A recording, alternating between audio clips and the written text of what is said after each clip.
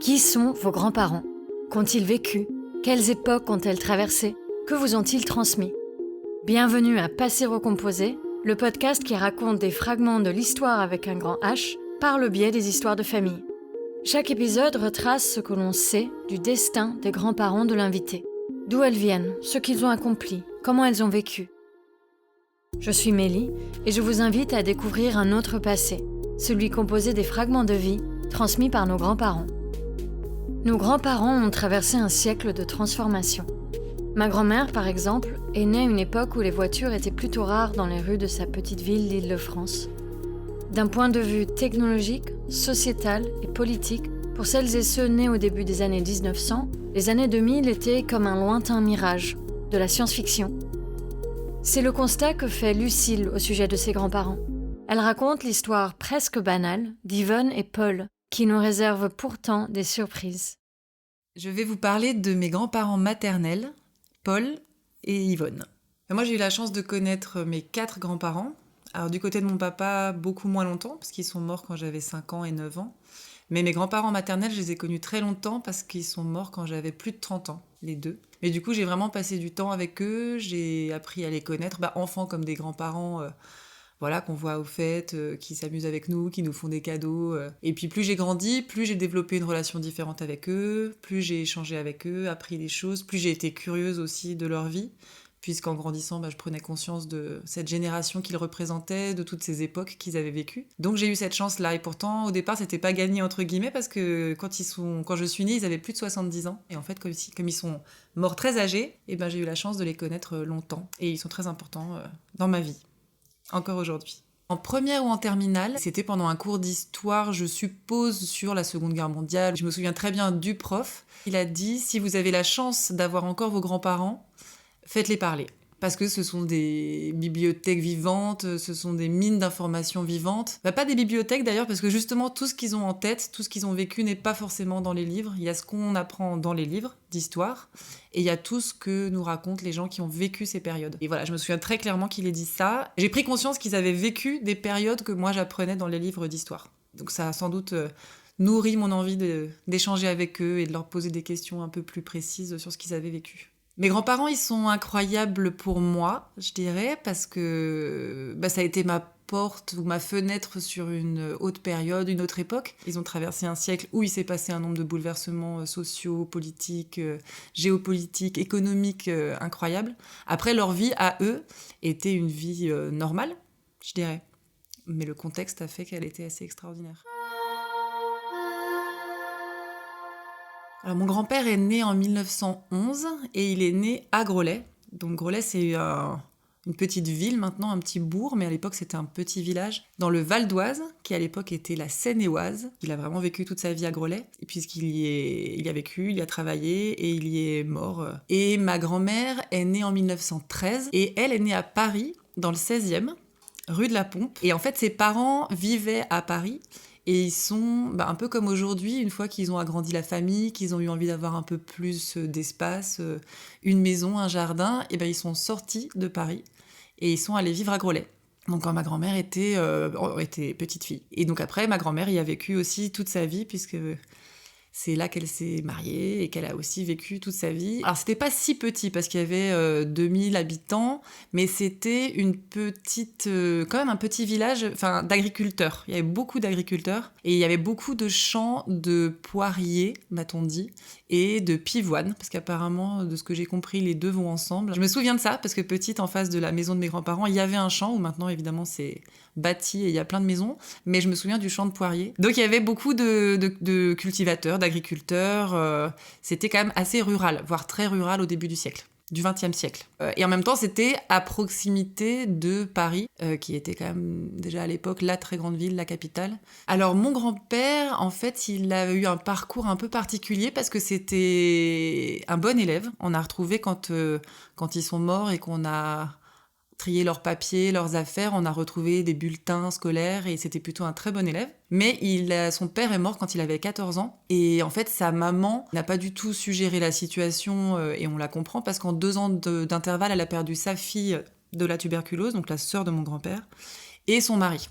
Et à partir de là, elle a été très dépressive et très à ne pas savoir gérer le quotidien. Donc en fait, mon grand-père, à 14 ans, a été plus ou moins adopté ou en tout cas pris en charge par son oncle, qui était, lui, il avait une sorte de magasin de graines, de semences pour les agriculteurs de Groslay. Cet oncle, qui avait déjà 3 fils, a pris en charge sa sœur, donc la maman de mon grand-père, et mon grand-père. Mon grand-père a toujours beaucoup admiré cet oncle qui les avait quand même pris en charge et qui a contribué à l'élever, qui lui a trouvé un métier. Donc dès 14 ans, il a participé à l'entreprise de son oncle. Il portait des sacs de pommes de terre hyper lourds, il a trié les pommes de terre, enfin il a travaillé très tôt. Et ma grand-mère, c'était différent, c'est-à-dire que son père était employé au comptoir d'escompte à Paris, donc sur les grands boulevards, à proximité des grands boulevards. Aujourd'hui, c'est encore une grande banque. Donc c'était un petit fonctionnaire, on va dire, donc classe moyenne. Mais du coup, ma grand-mère a fait plutôt des bonnes études. Elle a eu son certificat d'études, elle a eu son brevet, ce qui à l'époque était déjà très rare en général, et encore plus pour une fille. Donc c'était plutôt un motif de fierté pour ses parents et pour elle aussi, je pense, toute sa vie. Et elle a passé son permis de conduire, enfin. Donc c'est une famille où on voulait qu'elle ait un bagage. Mais mon grand-père était plutôt brillant intellectuellement, mais n'avait pas le bagage forcément qui allait avec, parce que son histoire personnelle l'avait empêché de poursuivre des études. Alors moi je me suis intéressée à la façon dont ils s'étaient rencontrés quand mon grand-père était déjà plus là, était mort, et j'en ai parlé avec ma grand-mère. Parce que moi ça m'a toujours fascinée, c'est un couple qui a été marié 70 ans. Et je me suis toujours dit, purée, 70 ans, être marié, record à battre quand même.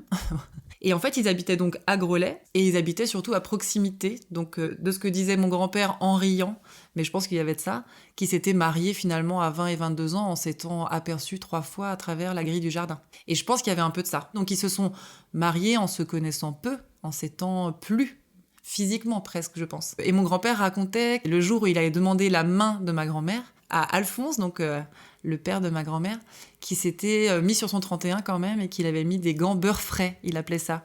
Et donc c'est des gants un peu couleur blanc cassé, enfin des choses très élégantes, et qui s'était quand même mis sur son 31 pour aller demander la main de ma grand-mère.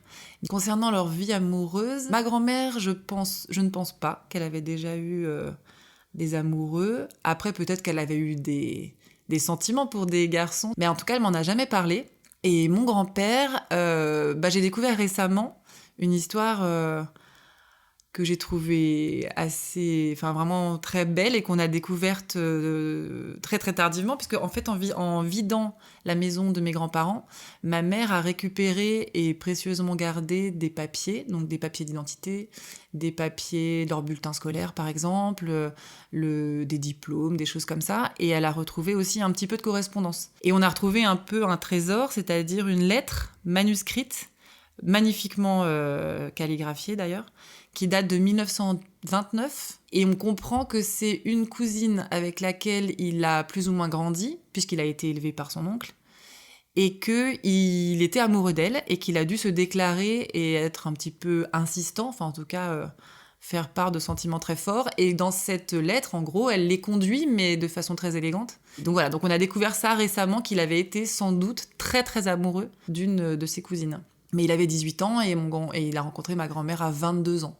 C'est la seule chose dont on ait connaissance, du coup, grâce à cette lettre. Mais peut-être qu'il avait eu d'autres histoires, mais je ne sais pas si c'est une époque où on avait beaucoup d'histoires amoureuses non officielles. Enfin, je pense qu'il y avait quand même quelque chose de l'ordre de, par rapport aux jeunes filles et aux jeunes garçons aussi, de ne pas fréquenter comme ça des gens en dehors du mariage. Sans doute que ça ne se faisait pas trop à l'époque, de ce que j'ai compris quand même.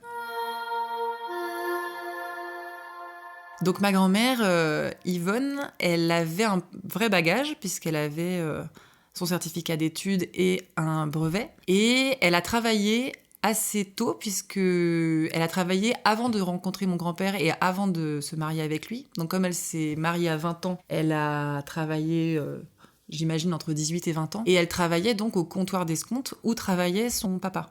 Et donc, comme ils avaient déménagé à Groslay, elle faisait le trajet tous les jours. Et elle allait travailler au comptoir d'escompte sur les grands boulevards à Paris. C'était une banque, une sorte de banque, donc c'était plutôt dans les chiffres.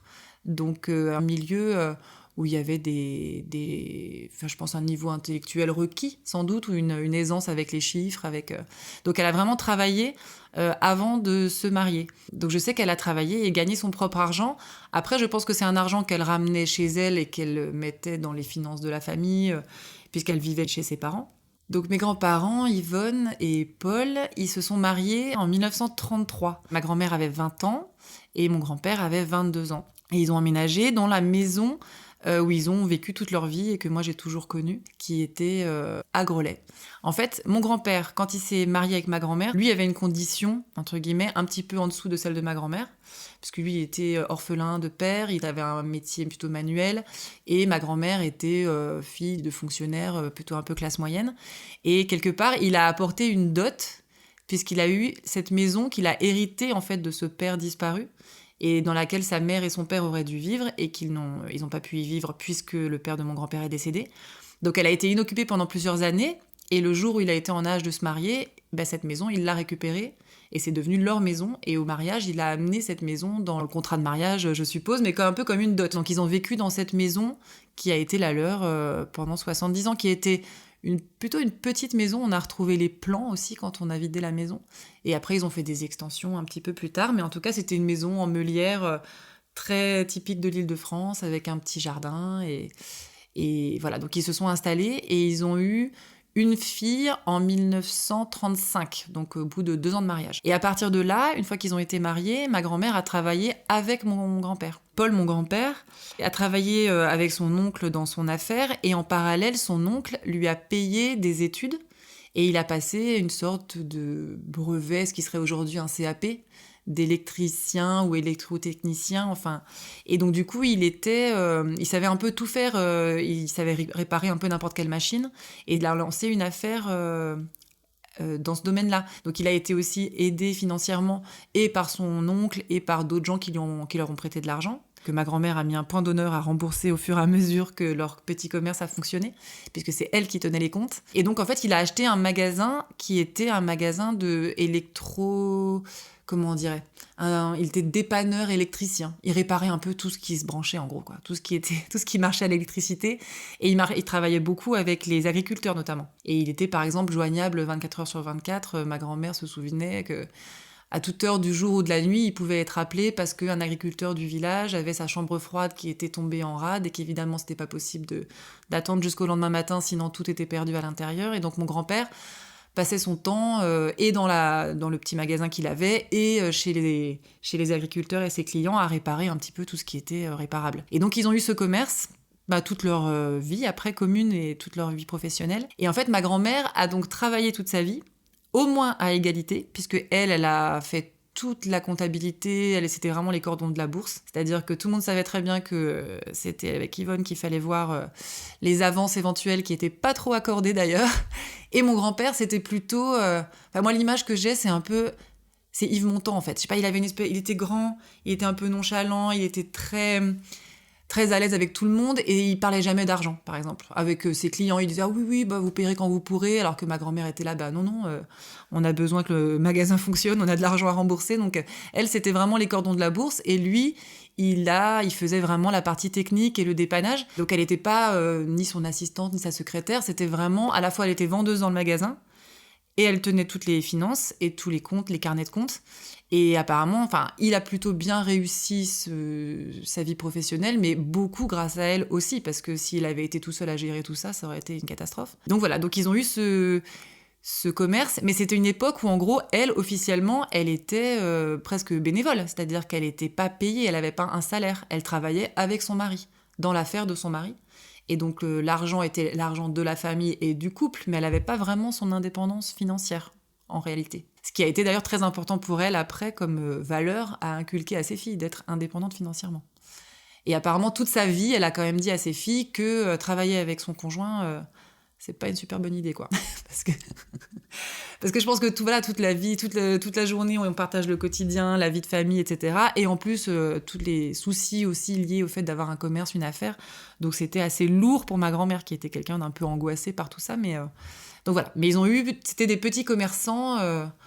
Ils ont été petits commerçants toute leur vie en région parisienne. Alors au moment de la Seconde Guerre mondiale, au départ, ça se passe à des niveaux qui ne concernent pas encore les populations. Et après, en fait, quand les Allemands vraiment envahissent plusieurs pays et qu'il est question de zones occupées en France et de vivre occupées par les Allemands, ça change la donne. Donc déjà, mon grand-père est appelé par le STO, donc le service du travail obligatoire. Et en fait, comme il n'a pas voulu y aller, il s'est caché. Donc il est allé à Saint-Mexan, c'est dans la Vienne, jusqu'à la fin de la guerre pour ne pas répondre à l'appel. C'était même pas un appel, on lui imposait d'être dans le STO. Donc comme il n'a pas souhaité le faire, il s'est caché. Alors justement, ça c'est une période assez peu renseignée parce qu'en fait, il n'en a pas beaucoup parlé lui. Il y faisait référence, mais il rentrait pas dans les détails. Et ma mère, qui était plutôt intéressée par ça, puisque ma mère est quand même devenue professeure d'histoire, donc ça l'intéressait de savoir que ses parents avaient vécu cette période. Mais elle me disait qu'elle a soit pas trop posé de questions, ou quand elle en posait, elle n'avait pas tellement de réponses, donc elle a un petit peu abandonné au bout d'un moment. Parce que mon grand-père avait l'impression que ce que lui avait vécu, la période de la guerre, des gens comme ma mère ou autres allaient raconter une version un peu officielle qui serait pas ce qu'il avait vécu. Il était un peu méfiant, comme si lui, il avait vécu la vraie histoire, enfin lui et tous les gens de cette époque, et que ce qu'on racontait officiellement était encore autre chose en fait. Donc il n'a pas trop souhaité en parler de ce que m'a expliqué ma maman. Et du coup, comme mon grand-père est parti se cacher donc en 42, et ma grand-mère, elle est restée seule avec leur première fille, qui avait 4 ans. Et donc en 1942, elle est partie à Saint-Brieuc, en Bretagne, avec sa fille et une petite valise et quelques affaires. Et donc ça a été un souvenir toute sa vie très marquant que voilà, en 1 heure de temps, elle a dû abandonner toute sa vie sans savoir exactement où elle partait, ni combien de temps ça allait durer, ni où était son mari, puisqu'elle savait qu'il était caché, mais pas où, puisque pour des raisons forcément de sécurité. Et c'est ce qu'on a appelé l'exode. C'est beaucoup de Français sont partis, donc c'était la zone occupée, mais ils sont partis pour aller dans des endroits... Alors ça, c'est assez peu renseigné aussi au sein de ma famille, parce que je pense qu'aussi c'est une période avec pudeur dont ils ont peu parlé, où c'était des souvenirs douloureux. Et en gros, on pense que c'était par le travail de son père, par le comptoir d'escompte, qu'il y avait des logements mis à disposition des familles des employés du comptoir d'escompte, puisqu'elle a été avec d'autres femmes et d'autres enfants dans des appartements mis à disposition à Saint-Brieuc. Mais donc elle a quand même été coupée de l'endroit où elle vivait pendant jusqu'à la fin de la guerre en fait, jusqu'à la libération. Surtout que la libération s'est faite en plusieurs temps. Toutes les villes n'ont pas été libérées en même temps, donc elle est revenue, et mon grand-père aussi, en 1944, en Île-de-France, quoi. Quand j'ai eu plusieurs fois envie de lui poser des questions pour savoir ce qu'elle avait vécu et ce qu'elle avait vu de ces périodes, parce que quand on est au collège ou au lycée et qu'on apprend en cours d'histoire ce qu'a été la Seconde Guerre mondiale, l'occupation, les femmes tondues, la libération des camps, la libération de Paris, enfin... Et de se dire que mes grands-parents étaient là quand ça s'est passé. Donc j'avais posé la question et elle m'avait dit qu'elle se souvenait quand les Américains étaient passés par Groslay et qu'ils leur avaient donné des pommes et qu'ils allaient... En fait, ils étaient sur le chemin pour aller libérer Paris. Ce qui, moi, me paraissait fou de me dire... Moi, je l'ai lu dans mon livre d'histoire de première ou de terminale et ma grand-mère, elle a croisé les Américains dans Groslay et elle leur a donné des pommes. Alors après, il y a aussi les souvenirs, on les reconstruit aussi en partie. Alors est-ce qu'il y a des choses où il y avait ce qu'elle avait vécu, plus tout ce qu'ils avaient vu, lu après, qui se mélangeait un peu, parce que des fois, il y avait des petites variantes sur le trajet qu'ils avaient emprunté ou sur ce qu'elle avait vraiment vu et tout. Mais en tout cas, j'avais vérifié, je crois, quelqu'un de ma famille avait vérifié et effectivement, ils sont passés à proximité de là où ils vivaient. Et... Donc je me souviens de ça, oui, qu'elle avait vraiment vécu la libération de Paris en 1944, puisqu'elle vivait à proximité et qu'ils ont été forcément un peu aux premières loges pour voir les Américains arriver.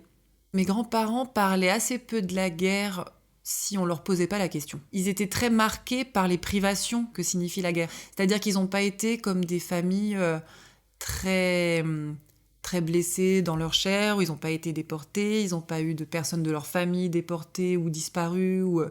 Donc lui, il a été, et ma grand-mère aussi, plutôt des gens marqués par la guerre, mais par tout ce qui va avec une période de guerre. C'est-à-dire qu'ils ont été dans un pays en guerre et un pays occupé pendant 6 ans. Et surtout, je pense qu'à l'époque, moi, je m'étais fait cette réflexion quand j'en parlais avec eux, c'est de dire, nous, la guerre de 39-45, voilà, on l'apprend à l'école, on sait que ça commence en 39, ça finit en 45. Mais quand on le vit, forcément, ça commence en 39 et on sait pas combien de temps ça va durer. Et ça veut dire que le quotidien qu'on vit, on sait pas pour combien de temps on est embarqué là-dedans, ce que ça veut dire pour sa famille. Ils avaient un enfant de 4 ans, dans quel monde elle va vivre, est-ce que on va être en guerre pendant 5 ans, 10 ans, 15 ans, enfin.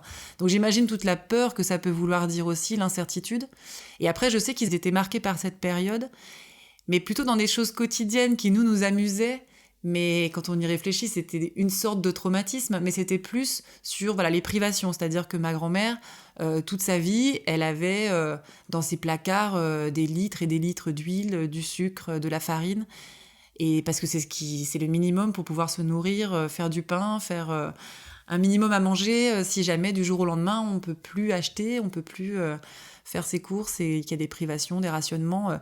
Donc ça, elle avait gardé ça, je pense, très présent. Et ils ont été plutôt des commerçants qui ont eu un commerce qui a fonctionné.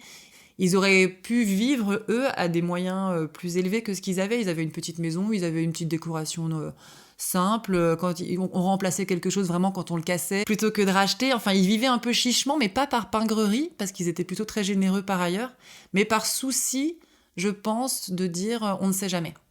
On ne sait jamais ce qui peut arriver, on ne sait jamais, et si la guerre demain ça recommence, et parce que pendant 6 ans, ils ont vécu loin l'un de l'autre, cachés pour lui, elle, seule avec un enfant de 4 ans, avec des privations, des rationnements, et ça, je pense que ça marque pour toute une vie, en fait.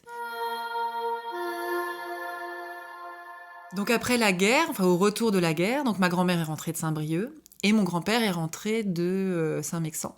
Et donc, ils ont eu l'enfant des retrouvailles, puisque ma mère est née en juillet 45. Donc, elle est baby-boom à fond. Et puis, vraiment, juillet 45, la libération de Paris, c'est vraiment, ils sont rentrés, ils se sont retrouvés, et il y a eu un enfant 9 mois après. Ce qui est d'ailleurs drôle, parce que ma mère me racontait une anecdote, c'est qu'en fait, comme beaucoup d'enfants, je pense, quand on est petit, on se demande si nos parents, c'est vraiment nos parents, s'ils nous ont pas adoptés, ou surtout qu'elle était apparemment physiquement un peu différente de ses sœurs, elle était aussi au niveau du caractère, des goûts très différentes, et donc elle était toujours persuadée qu'elle avait été adoptée. Et mon grand-père se moquait gentiment d'elle en disant « Mais vraiment, s'il y en a une qu'on a voulu, c'est toi !» Parce que, en gros, le premier enfant, ils l'ont eu voulu, mais je pense que on se marie à 20 ans, il n'y a pas de protection comme, très vite on tombe enceinte, la femme tombe enceinte, et la troisième fille, donc la petite sœur de ma mère, c'était presque un retour de couche, puisqu'elles ont 11 mois d'écart. Et donc, il lui disait « Mais s'il y en a bien une qu'on a voulu, c'est toi, puisque t'étais l'enfant des retrouvailles et de la fin de la guerre. » Surtout qu'apparemment, ma grand-mère, quand elle est partie à Saint-Brieuc avec sa fille, longtemps, elle a dit qu'elle ne ferait pas de deuxième enfant, tellement elle avait été quand même marquée par cette période d'incertitude et de se retrouver seule avec un enfant en bas âge, toute seule. Et d'ailleurs, ma mère, avec sa sœur aînée, elles ont 10 ans de différence. Donc ils ont quand même attendu... elle a eu très peur longtemps, ma grand-mère, de faire d'autres enfants... avec l'incertitude de l'époque. Donc en 45, ils reprennent leur activité, ils reviennent tous les deux vivre à Grelais, ils ont cette deuxième fille, qui est ma maman, puis sa petite sœur 11 mois après. Et apparemment, ça a été quand même pas simple, parce que ma grand-mère donc travaillait à plein temps, mon grand-père aussi, dans leur commerce, et elle a élevé quand même 3 filles en travaillant toute la journée, toute la semaine, et puis en plus des commerçants qui travaillaient 6 jours sur 7 et le dimanche matin, 6 jours et demi sur 7. Ma grand-mère a longtemps dit que d'avoir 2 filles de 11 mois d'écart, ça avait été pas simple. Elle a dit presque qu'elle aurait préféré avoir des jumelles, tellement d'avoir 2 enfants à 11 mois d'intervalle, ça avait été quand même un peu sportif. Mais donc retour à la vie normale, leur magasin a continué à fonctionner. Je crois qu'ils ont changé d'adresse parce que, comme il y a eu 2 adresses, on en a déduit que c'est à la guerre, ils ont dû sans doute fermer le magasin ou le local a été réutilisé. Et quand ils sont revenus, après, ils ont eu l'adresse qui a été jusqu'à la fin de leur vie professionnelle, l'adresse du magasin dont on a encore la photo d'ailleurs. Et donc, ils ont repris leur activité tout en élevant donc 3 filles. Et ce qui était assez drôle, c'est une des histoires qu'on raconte dans la famille, mais c'est que mon grand-père voulait un garçon qu'il aurait appelé Romuald, c'était son obsession. Et il a eu 3 filles. Mais il les a pas du tout rejetées, au contraire. Il a dit, si j'ai 3 filles, très bien, mais elles feront comme des garçons. Alors, pas dans le sens, j'aurais tellement voulu avoir un garçon que je les élève comme des garçons, pas dans ce sens-là, mais plutôt dans un sens très moderne de dire elles auront accès aux mêmes choses, je vais les élever dans la même idée qu'elles peuvent tout faire, qu'elles vont faire des études, qu'elles vont travailler, que Donc je souhaite très moderne pour l'époque en fait, parce que ma grand-mère avait ça déjà en elle, très fort, mais je trouve que mon grand-père, pour un homme de cette époque-là, c'était quand même pas évident. Et effectivement, ma mère dit souvent que c'est son histoire personnelle qui a aussi fait qu'il voulait autre chose pour ses filles et qu'il voulait qu'elles puissent vivre sans un homme s'il y avait besoin. Enfin voilà, ma mère et ses 2 sœurs ont toutes les 3 fait des études, ont travaillé, ont été indépendantes financièrement, ont fait ce qu'elles voulaient de leur vie. Et ça a été une volonté et de ma grand-mère et de mon grand-père. En grandissant, ce qui m'a fascinée en tant que petite fille de ce couple-là, c'est de réaliser ce qu'ils avaient vécu, qu'ils avaient traversé le XXe siècle, qui est quand même un des siècles avec le plus grand nombre de bouleversements dans tous les domaines, et de me dire qu'en gros, ils sont nés dans un village, donc effectivement à proximité de la capitale, mais quand même un village d'agriculteurs où il y avait des voitures tirées par des chevaux, et qui sont morts à une époque où il y avait Internet, où on était allé sur la Lune et où tout le monde était en voiture. Je trouve ça fascinant de dire qu'ils ont traversé tout ça. Mon grand-père disait toujours que d'avoir vu l'an 2000, pour lui, c'était fou quand on est en 1911. Et voilà, et de se dire qu'ils ont vécu tout ça. Moi, vraiment d'avoir réalisé qu'en naissant en 1911 et 13, de se marier en 33, l'ascension d'Hitler au pouvoir, de vivre la Deuxième Guerre mondiale. Enfin, ils ont aussi vécu la Première Guerre mondiale. Ils étaient enfants, mais ils ont vécu donc les 2 guerres mondiales. Ils ont vécu les 30 Glorieuses, mai 68, les années 60, les années 70, les bouleversements des mœurs, les bouleversements de la société. Ma grand-mère, elle a vécu l'accès au droit de vote des femmes, la pilule, elle trouvait ça très bien, alors qu'elle l'a jamais pris. Elle a eu 3 enfants, mais elle trouvait ça très bien que ça existe.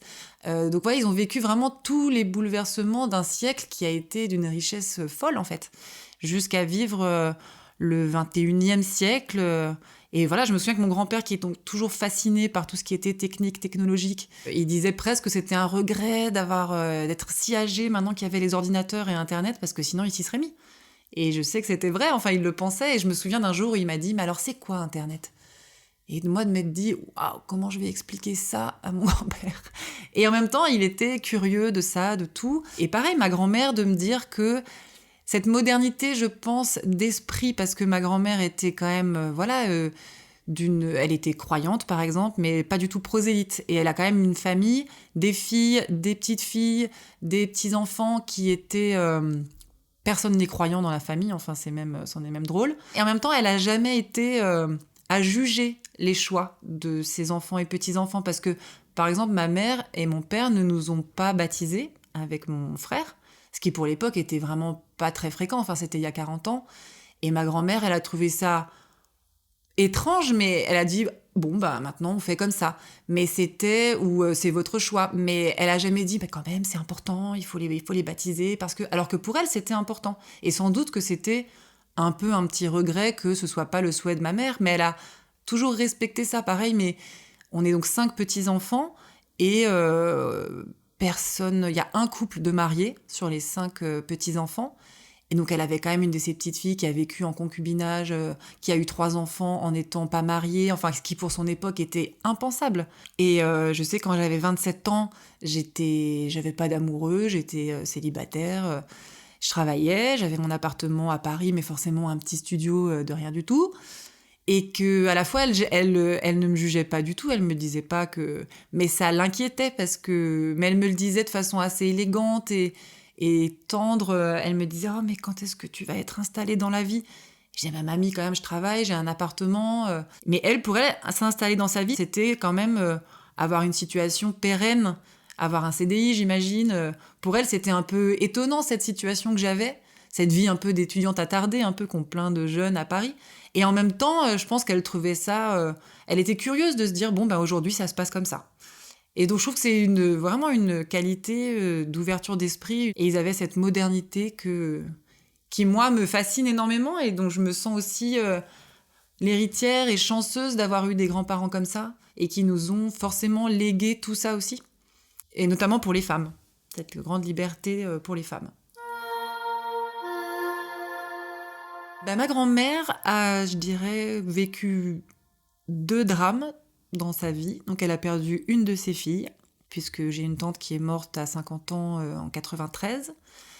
Et donc ça, forcément, ça a été la grande blessure de la vie de mes 2 grands-parents. Et elle a perdu donc son mari. Elle avait 90 ans, lui 92. Donc après 70 ans de mariage et de vie commune. Au départ, on a eu assez peur aussi de se dire, ça existe beaucoup que des couples où quand l'un part, l'autre souvent disparaît dans l'année ou les 2 ans qui suivent, tellement c'est un choc ou tellement ça leur bouleverse leur vie, leur quotidien. Et ma grand-mère a survécu plus de 6 ans à mon grand-père. Et en fait, ça a été évidemment une perte, une tristesse. Je me souviens avoir appelé ma grand-mère et qu'elle était très émue au téléphone à la mort de mon grand-père. Et par ailleurs, dans les années qui ont suivi, ça a aussi un peu libéré une certaine parole, parce que je pense que toute moderne qu'elle était, toute femme de tête qu'elle était, lettrée, instruite, elle était quand même aussi un peu dans l'ombre de mon grand-père. C'était quelqu'un qui prenait beaucoup d'espace, je pense, de place, même dans les discussions, dans les fêtes de famille. Ma grand-mère était plus effacée. Par exemple, ma mère me racontait un truc que je trouve drôle, c'est que ma grand-mère a toujours voté du jour où elle a pu le faire, qu'il était inimaginable pour elle de ne pas voter, ce qui est quelque chose qu'elle nous a transmis aussi, mais qu'elle disait pas forcément pourquoi elle votait. Alors que mon grand-père, beaucoup. Et ma mère la soupçonne quand même de voter, qu'elle votait sans doute pas comme mon grand-père, mais qu'elle le disait pas. Donc du jour où il a plus été là, ça a été bien sûr une perte, et en même temps, elle a eu une autre étape de vie où en fait, elle a pu prendre plus de place. Et ça nous a beaucoup rapprochés, parce que moi j'ai continué à aller la voir. C'est l'époque où je suis arrivée sur Paris pour mes études, pour mes premiers emplois. Du coup, j'étais beaucoup plus proche, donc je pouvais y aller le week-end. Donc j'allais la voir. Ça a été une autre étape de sa vie et de notre relation, puisque je pense que notre relation s'est beaucoup, beaucoup renforcée après la mort de mon grand-père, pour toutes ces raisons. Et du coup, on a partagé beaucoup de choses, on s'est parlé très librement toutes les deux, de la vie amoureuse. C'est là qu'elle m'a dit que, quand je lui avais demandé comment il s'était rencontré avec mon grand-père, et que, en rigolant, je lui avais dit « il t'a dragué ?» Elle m'avait dit oui, en rougissant un peu, mais je crois qu'elle était contente que je lui parle comme ça, en fait, que je lui parlais avec mes mots de ma génération, de ma jeunesse, et ça lui faisait du bien, je pense, et de parler aussi peut-être plus librement que ce qu'elle avait toujours pu plutôt faire ou ne pas faire chez ses parents, avec son mari. Enfin, c'était une époque où ça se faisait pas. Et par exemple, elle était très couche-tard, et moi aussi. Et moi, des fois, je l'appelais à 22h. Et du coup, on avait des complicités comme ça, où je l'appelais, on parlait le soir. Voilà, donc la mort de mon grand-père a été à dans 2 temps. Ça a été bien sûr une perte, une tristesse, un gros chapitre de vie qui se referme, mais aussi une nouvelle période où elle a existé différemment, sans lui aussi. Je dirais que je me sens l'héritière de ma grand-mère, d'une lignée presque de femmes, je dirais, donc de ma grand-mère et de ma mère. Et je me rends compte de plus en plus à quel point je lui dois beaucoup, et elle m'a beaucoup transmis des choses consciemment et inconsciemment, je pense. Enfin, des choses qu'elle m'a dites explicitement, et puis d'autres choses que j'ai sans doute perçues. Ma grand-mère donc avait un bagage scolaire, et elle aurait rêvé d'être institutrice. C'était le rêve de sa vie. Et d'ailleurs, elle était contente que sur ses 3 filles, 2 soient enseignantes. Et elle me disait toujours que mais avec les diplômes que tu as, tu peux toujours un jour enseigner si tu veux.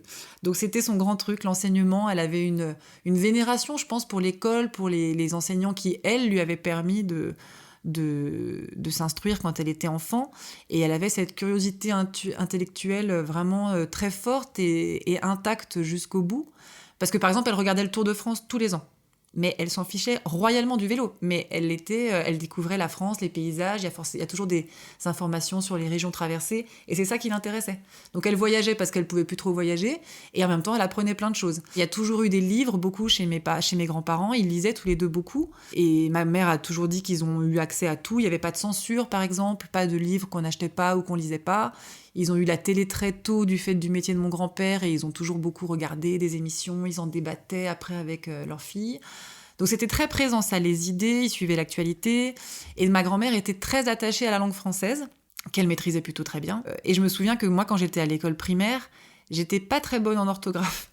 Et ça, ma grand-mère, elle a pris en main ça quelque part. C'est-à-dire que, par exemple, elle m'a fait des dictées petites. Et elle me corrigeait, elle m'expliquait. C'était vraiment pour me faire progresser. Et ce qui est drôle, c'est que maintenant, je suis plutôt... Alors, je dirais pas imbattable en orthographe, mais je pense que je suis quand même bonne en orthographe. Et je suis quand même devenue journaliste. Ça, je lui dois aussi. Et puis, et alors une anecdote que je raconte souvent, mais ça résume assez bien ma grand-mère et j'avais été tellement admirative quand j'avais vu ça. C'est donc que ma grand-mère avait sur son étagère plusieurs livres, dont un atlas de poche. Et donc un jour, je l'ai pris machinalement, je l'ai feuilleté, puisque c'était plutôt une vieille édition, donc plutôt par curiosité de la vieille édition de l'atlas. Et j'ai vu qu'elle mettait à jour l'atlas. Donc en fait, plutôt que de racheter un atlas actuel, elle mettait des Bristol, donc des petites feuilles cartonnées à carreaux sur lesquelles elle écrivait que en 1989, le mur de Berlin était tombé, que l'Allemagne avait été réunifiée, que l'explosion du bloc soviétique... Donc elle mettait à jour des livres, je trouvais ça fascinant de dire cette appétence pour la connaissance jusqu'au bout, en fait, vraiment toujours, elle a toujours lu, elle a toujours... Alors je ne sais pas à quel point on a été influencé, mais il y a quand même beaucoup de profs dans la famille, beaucoup d'instits. On est plutôt une famille éducation nationale, donc c'est assez drôle.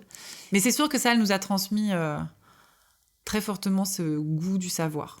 Je suis quelqu'un d'assez voyageur, j'aime voyager, et j'aimerais voyager plus que je ne le fais. Et une fois, je me suis fait la réflexion que je lui devais peut-être, alors non pas que ma grand-mère ait beaucoup voyagé, quoique, parce que ma mère me disait quand même que enfant, elles ont été beaucoup dans des régions de France, ce qui pour l'époque était très rare. Déjà, il n'y avait pas tant de congés que ça, où les gens les prenaient pas beaucoup, et mes grands-parents étaient commerçants, donc travaillaient énormément, mais ils prenaient, quand ils avaient des congés, ils en prenaient, ils partaient avec leurs 3 filles, et ils visitaient la France. Donc ils avaient quand même ce goût. Et après, on rit beaucoup, mais ma grand-mère était amoureuse des gares et des trains. Elle disait toujours qu'elle aurait rêvé d'avoir un appartement qui donne sur une gare. Parce que je pense pour la promesse d'un ailleurs que ça voulait dire aussi, ça la fascinait ce que ça voulait dire prendre un train et aller ailleurs. Et une autre anecdote qui me fait penser ça, c'est que alors qu'elle avait plus de 90 ans, un jour, elle nous a dit qu'elle allait acheter une valise. Et ce qui nous a beaucoup amusé, parce qu'on a dit « mais tu voyages pas ?» Elle dit « on sait jamais !» Alors qu'elle a toujours vécu quasiment au même endroit, elle avait cette curiosité en général et ce goût d'un ailleurs. Et peut-être que je lui dois aussi ça. Je dirais une autre chose qui caractérisait ma grand-mère et qui me plaît, et dont je me sens aussi l'héritière, c'était une femme très forte, mais pas forcément au premier abord, parce que c'est ce que disait ma mère récemment, c'est que quand on les rencontrait, le personnage fort du couple, c'était mon grand-père, puisqu'il avait ce côté très grand, qui parlait beaucoup, qui avait des idées très appuyées, qu'il aimait exposer. Et ma grand-mère un peu plus en retrait, mais qu'elle me disait que la plus forte du duo, c'était ma grand-mère. Et qu'elle avait une espèce de force et de douceur mêlée. Et donc ma grand-mère a eu 3 filles, et elle a toujours été ravie d'avoir des filles, et qu'elle les a élevées dans l'idée d'être effectivement des femmes fortes, alors que sa vie à elle était quand même celle d'une femme de son époque, avec des aspects... elle a fait des études, elle a travaillé, mais c'était quand même... elle travaillait avec son mari, elle n'était pas indépendante financièrement, mais c'est vraiment quelque chose qu'elle a transmis à ses filles. Et quand je dis qu'elle était forte, c'est par exemple quand ma tante est décédée, ça a été, je pense, évidemment la blessure de sa vie, mais elle a réussi à gérer plus la situation et l'inacceptable que mon grand-père. Donc c'est ça qui me fascine en fait, ce petit bout de femme qui était quand même pas bien grand, parce qu'en plus à la fin, elle était de plus en plus petite. Ouais, ce petit bout de femme d'une autre époque et qui en même temps était d'une force incroyable. Vraiment, moi je me sens chanceuse d'être la petite fille de cette femme et de l'avoir connue si longtemps en fait. Et à son enterrement, moi j'ai voulu absolument dire un texte que j'ai écrit, je suis un peu émue en le disant, pour quelque part lui rendre hommage et pour vraiment dire qui, pour moi, elle était. Et dire toute cette force que moi, je voyais en elle, toute cette modernité, tout ce qu'elle m'avait transmis. Et c'est vrai qu'à un moment, je disais, maintenant, elle n'est plus là, mais en fait, elle est en moi. Et c'est fou, je l'ai raconté plein de fois et j'étais pas plus émue que ça. Moi, je me souviens ma mère m'a dit un jour quelque chose, quand j'ai perdu, je crois, mon autre grand-mère, dont j'étais beaucoup moins proche. Mais elle m'avait dit, tu sais, les gens meurent jamais vraiment tant qu'on pense à eux. Et ça m'a marqué. Et encore aujourd'hui, c'est quelque chose des fois que je dis à des amis qui perdent quelqu'un. Et je pense que ma grand-mère, c'est très vrai. C'est-à-dire que j'ai été très, très triste de la perdre. Ça a été vraiment une étape importante dans ma vie. Et en même temps, je me dis, quelle vie elle a eue. Elle est morte à 96 ans et demi. En plus, moi, je lui disais, mamie, tu fais claquer les sangs. On n'est plus très loin. Elle dit, oh non, quand même pas. Et donc voilà, 96 ans et demi, donc 96 dans sa maison, quasiment en parfaite santé. Voilà, donc je me dis quelle chance elle a eu d'avoir cette vie longue, de connaître ses enfants, ses petits-enfants, quelle chance j'ai eu de la connaître et de vraiment la connaître, je pense. Et surtout, vraiment, c'est ce que je disais dans ce texte que j'ai dit à l'église ce jour-là, elle est plus là, mais elle est en moi. Et elle vit à travers ce qu'on est tous, en fait. Et je pense que tous les jours, moi je pense à ma grand-mère très souvent. Tout ça, c'est en moi, tout ce qu'elle m'a dit, tout ce qu'elle m'a légué. Et voilà, et je me dis, elle continue à vivre à travers moi. Et voilà. Et donc, elle est pas vraiment... Elle est plus là, mais elle est là à travers moi. Merci à Lucille de nous avoir offert ce témoignage. Merci à vous, auditeuristes fidèles, et notamment celles qui sont devenues mécènes sur Tipeee, comme Laura et aussi Winnie, le nouveau venu du mois. C'est aussi grâce à votre soutien que ce podcast se pérennise. Pour aider Passer Recomposé à rester indépendant et régulier, mais aussi recevoir la newsletter mensuelle, allez participer à la cagnotte de Passer Recomposé sur Tipeee, avec 3 E à la fin. N'oubliez pas de nous suivre sur les réseaux sociaux, Instagram, Twitter et maintenant Facebook aussi, et nous mettre des étoiles sur vos applications de podcast, iTunes et Echo. Enfin, merci à Laura Bois pour le montage. Laura fait aussi son propre podcast, Môme, sur le désir et non-désir d'enfant. C'est génial, allez y jeter une oreille. Merci pour votre écoute et à bientôt.